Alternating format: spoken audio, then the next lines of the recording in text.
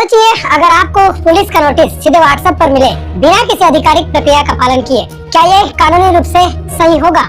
High court ने इस online प्रक्रिया पर बड़ा फैसला सुनाया है। अब पुलिस व्हाट्सएप पर नोटिस नहीं भेज सकेगी।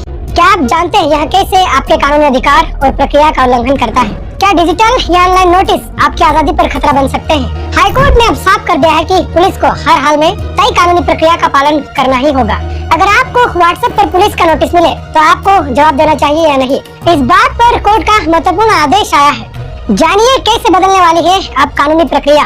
नमस्ते दोस्तों, हर बार की तरह आज का मुद्दा भी बहुत अहम है। क्या पुलिस व्हाट्सएप पर समन या नोटिस भेज सकती है? क्या न्यायालय इसे मान्यता देता है? और अगर आपको व्हाट्सएप पर नोटिस मिले तो क्या करना चाहिए? इस संबंध में कर्नाटक हाईकोर्ट ने हाल ही में एक ऐतिहासिक फैसला सुनाते हुए यह स्पष्ट कर दिया है कि व्हाट्सएप के जरिए कानूनी नोटिस भेजना अवैध है और कानूनन इसकी मान्यता नहीं दी जा सकती। यह फैसला क्यों जरूरी है? क्या पुलिस ऑनलाइन माध्यम से नोटिस नहीं भेज सकती? अगर आपको भी ऐसे ऑनलाइन माध्यम से नोटिस मिलता है तो क्या करना होगा? ऐसे ही सवाल के जवाब ढूंढने की कोशिश आज के इस वीडियो में हम करने वाले हैं, तो वीडियो को अंत तक जरूर देखें। आइए समझते हैं मामला क्या है। दरअसल यह मामला बेंगलोर के ओडुगोडी पुलिस स्टेशन से जुड़ा है, जहां पुलिस ने एक 25 वर्षीय स्टूडेंट को व्हाट्सएप पर एक नोटिस भेजा था। नोटिस में भारतीय नागरिक सुरक्षा संहिता की धारा 35(3) के तहत और सूचना प्रौद्योगिकी अधिनियम की धारा 66C और 66D, इन दो कानून के तहत पुलिस द्वारा नोटिस भेजा गया। आप जानते हैं कि नोटिस किस बारे में था? पुलिस द्वारा उस स्टूडेंट को एक साइबर अपराध से जुड़ी जांच में पेश होने के लिए कहा गया था, लेकिन उन्होंने इस नोटिस को अवैध बताते हुए कर्नाटक हाईकोर्ट में चुनौती दी और याचिकाकर्ता द्वारा कई दलीलें दी गई। पहला है, व्हाट्सएप पर नोटिस भेजना कानूनी रूप से गलत है। दूसरा है, बीएनएसएस की धारा 35(3) के अनुसार नोटिस की पहुंच व्यक्तिगत रूप से होनी चाहिए। और तीसरी दलील दी गई कि सत्येंद्र कुमार अंतिल बनाम सीबीआई के केस में भी यही सिद्धांत को अपनाया गया था। फिर इसके जवाब में राज्य सरकार के द्वारा भी दलील दी गई, जिसमें सरकार की ओर से सरकारी वकील ने इस बात के तर्क दिए कि डिजिटल माध्यमों से नोटिस भेजना त्वरित और प्रभावी तरीका है। दूसरा, व्हाट्सएप एक विश्वसनीय संचार माध्यम है, इसलिए नोटिस भेजने के लिए इसका इस्तेमाल किया गया। लेकिन अदालत ने इन सारे तर्कों को खारिज कर दिया और इस मुद्दे पर हाईकोर्ट ने एक ऐतिहासिक फैसला सुनाया और न्यायमूर्ति AR कृष्ण कुमार ने स्पष्ट रूप से कहा कि व्हाट्सएप पर भेजे गए कानूनी नोटिस वैध नहीं माने जा सकते और यहाँ बीएनएसएस की धारा 35(3) का उल्लंघन है। और न्यायालय ने आदेश दिया कि नोटिस की सेवा व्यक्तिगत रूप से होनी चाहिए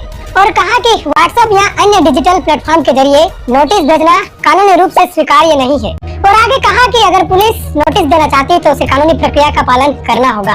अब इस मुद्दे पर सुप्रीम कोर्ट के ऐतिहासिक और चर्चित केस के बारे में जान लेते हैं, जो कि सत्येंद्र कुमार अंतिल बनाम सीबीआई का मामला है। यह केस इंडियन जुडिशियल सिस्टम में गिरफ्तारी और जमानत के संबंध में एक महत्वपूर्ण मामला है। सुप्रीम कोर्ट ने इस केस में सीआरपीसी की धारा 41 के प्रावधानों का सही से पालन करने पर जोर दिया, यानी नए कानून जो कि बीएनएसएस की धारा 35 के पालन के लिए। और न्यायालय ने कहा कि इन प्रावधानों का सही से पालन नहीं होने पर व्यक्ति के मौलिक अधिकारों का उल्लंघन होता है। और न्यायालय ने निर्देश दिया कि सभी जांच एजेंसी को सीआरपीसी की धारा 41 के प्रावधानों का सख्ती से पालन करना चाहिए।